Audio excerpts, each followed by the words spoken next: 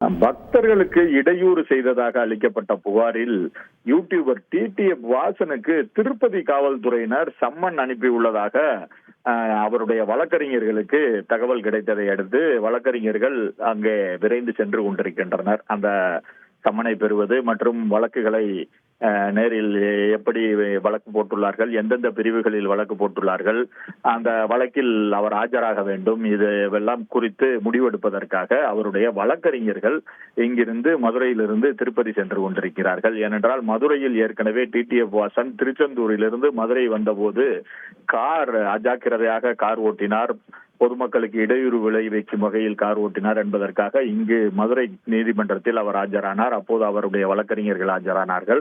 அதன்படி இப்போது திருப்பதி காவல்துறையில் சம்மன் பெறுவதற்காகவும் அந்த வழக்குகளை எந்தெந்த பிரிவுகளின் கீழ் வழக்கு போடப்பட்டிருக்கிறது, வழக்குகளின் சாராம்சம் என்ன என்பதை தெரிந்து கொள்வதற்காக வழக்கறிஞர்கள் விரைந்து சென்று கொண்டிருக்கிறார்கள். ஆந்திர மாநிலம் திருமலை திருப்பதி கோவிலில் யூடியூபர் TTF வாசனும் அவர் நண்பர் அஜீஸும் பக்தர்களை வீடியோ எடுத்து இடையூறு செய்தார்கள் என்பது போன்ற தற்சமயம் அவர்களுக்கு அந்த வழக்கறிஞர்களுக்கு தெரிய வந்திருக்கிறது. அந்த வழக்கின் பதிவின் சாராம்சம் அதனை யூடியூபர் பக்கத்தில் வெளியிட்டிருந்தார். அந்த யூடியூப் பக்கத்தில் வெளியிட்டிருந்தார். இது தொடர்பாக பக்தர்கள் TTF வாசன் மீது திருமலை திருப்பதி காவல் நிலையத்தில் அளித்த புகார் என்பது தெரிய வந்திருப்பதாக அவர்கள் கூறியிருக்கிறார்கள். அதுபோக திருப்பதி காவல்துறையினர் வாசன் மீது வழக்கு பதிவு செய்துள்ள நிலையில் ஆஜராக சொல்லி அந்த சம்மன் அனுப்பியிருக்கிறார்கள் எனவும் தெரிய வந்திருக்கிறது.